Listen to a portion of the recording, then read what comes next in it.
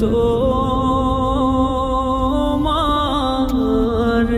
বান্দা যাবে কার কাছে।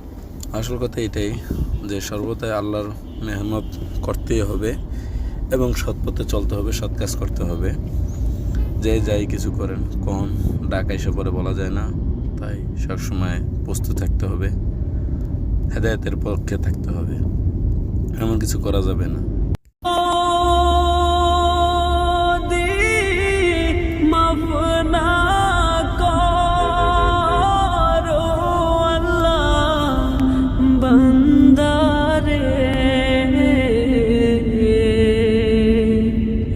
বলো তো বান্দা যাবে কার কাছে। আসল কথা এটাই যে সর্বদাই আল্লাহর মেহনত করতেই হবে এবং সৎ পথে চলতে হবে, সৎ কাজ করতে হবে। যে যাই কিছু করেন, কোন ডাক এসে পরে বলা যায় না, তাই সবসময় প্রস্তুত থাকতে হবে, হেদায়েতের পক্ষে থাকতে হবে, এমন কিছু করা যাবে না।